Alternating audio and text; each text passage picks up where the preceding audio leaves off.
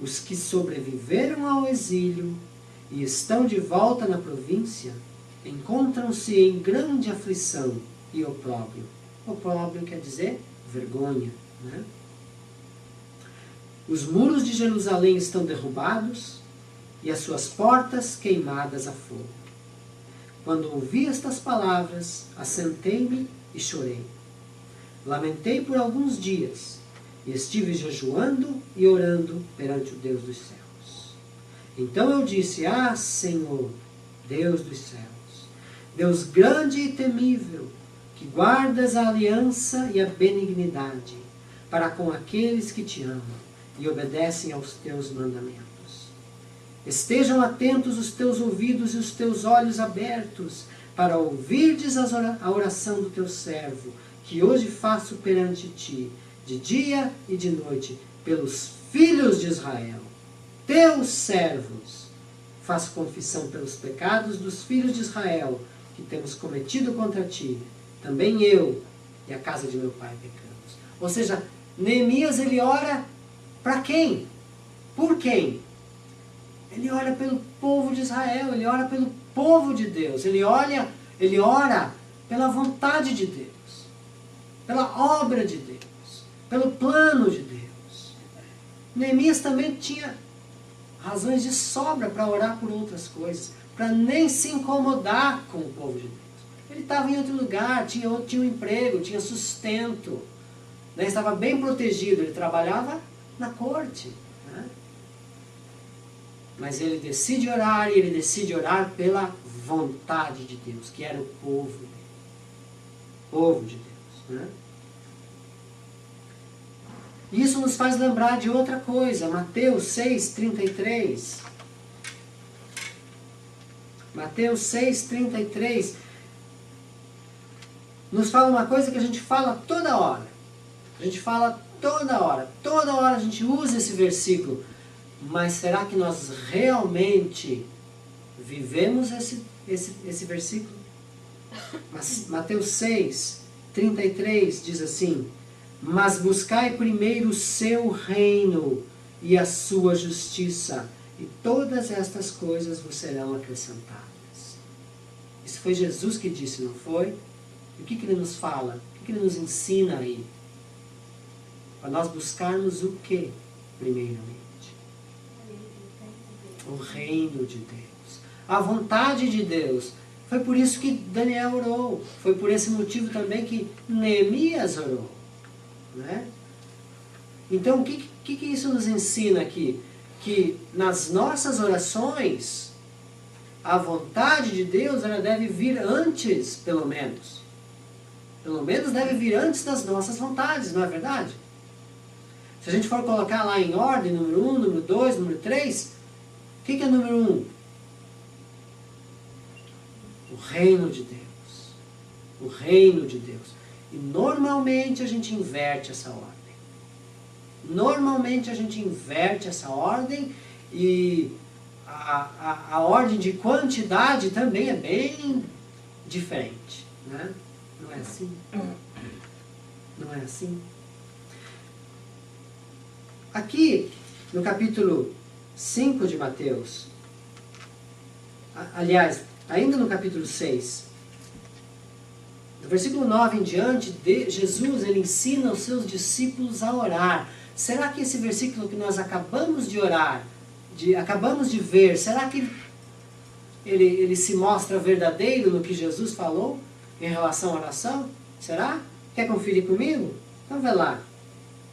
No mesmo capítulo 6, no versículo 9 em diante, Jesus diz assim: portanto, vós orareis assim: Pai nosso que estás nos céus, santificado seja o teu nome.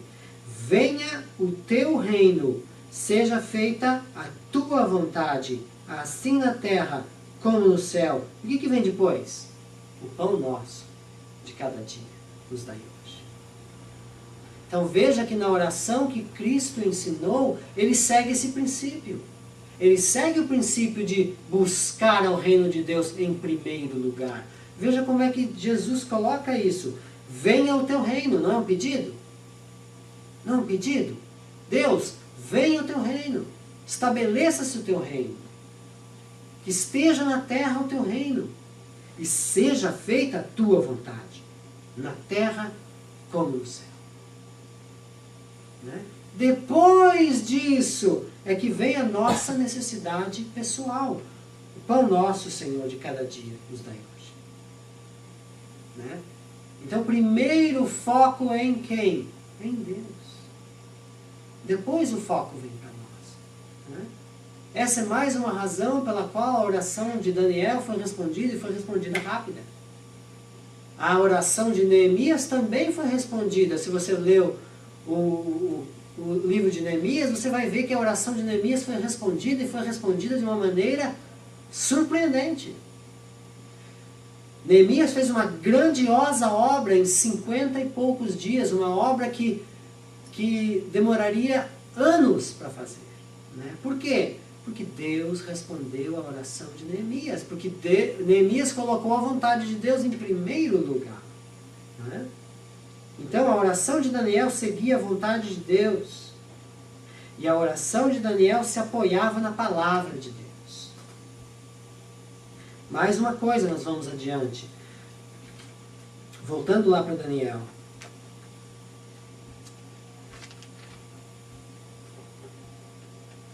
Que haviam de transcorrer sobre as desolações de Jerusalém, era de 70 anos. Versículo 3.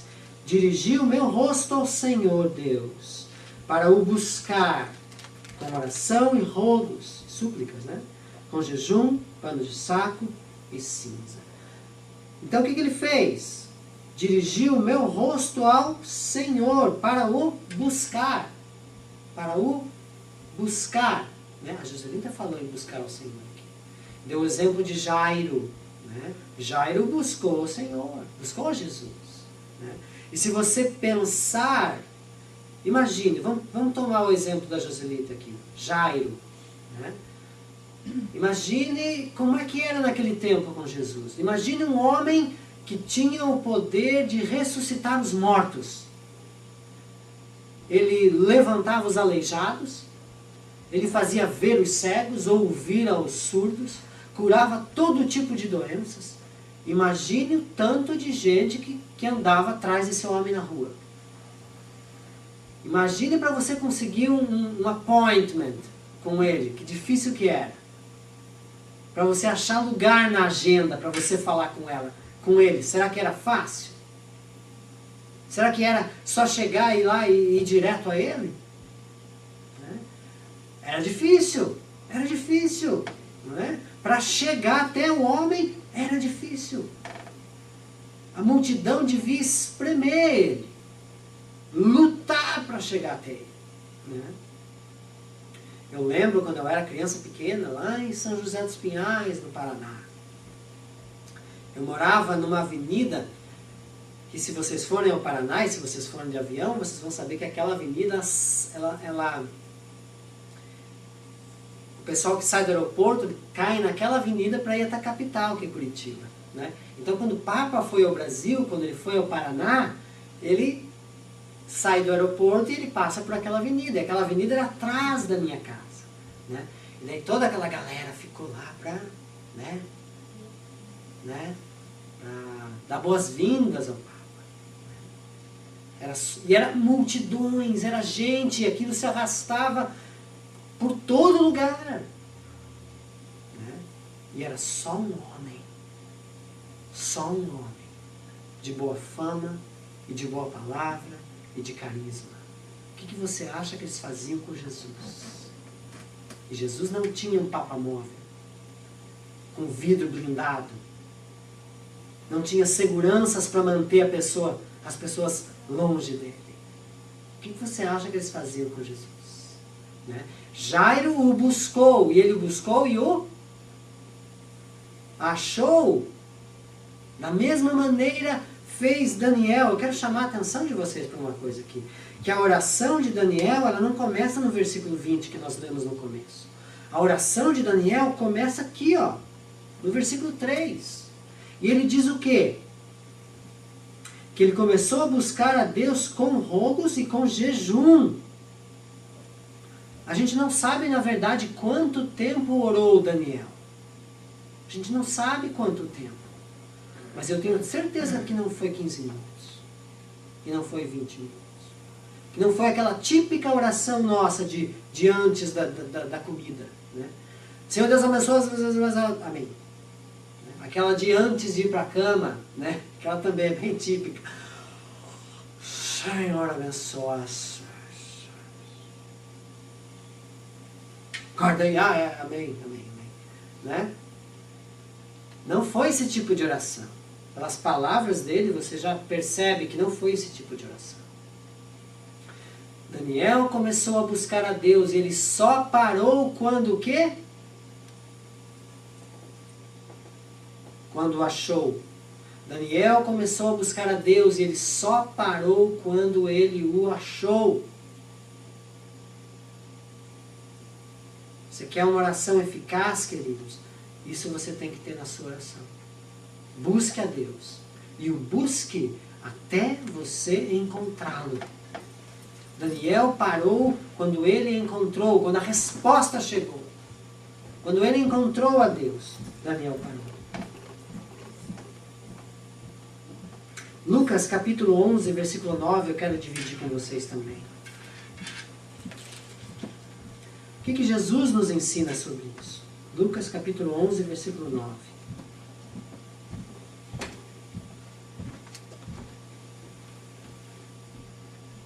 Na verdade, vamos ler do versículo 5 em diante, porque Jesus está contando aqui uma parábola e é muito interessante. Lucas capítulo 11, versículo 5.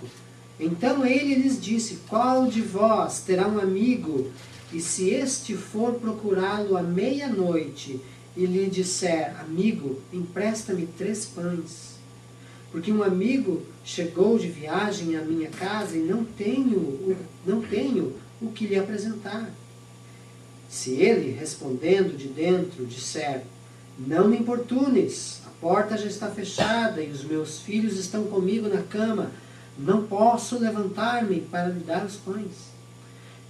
Digo-vos que ainda que não se levante a dar-lhe os pães por ser seu amigo, levantar-se-á todavia por causa da importunação e lhe dará tudo o que é necessário. Aí no versículo 9 ele diz: por isso vos digo, ou seja, moral da história, pedi e dar-se-vos-á, buscai e achareis, batei e abrir-se-vos-á. Pois qualquer que pede, recebe, quem busca, acha, e a quem bate, abrir-se-lhe-á. Você percebe que há um peso de insistência aqui, que ele está querendo nos ensinar? Perseverança. Não que Deus se importune com as nossas orações, não é isso que ele está nos ensinando. E se você olhar para o final dos versículos, o 12 e o 13, você vai ver que ele faz menção da bondade de Deus. Então Deus é bom, Deus nos ama. Ele não vai se sentir importunado pelas nossas orações. Mas Deus quer que nós insistamos.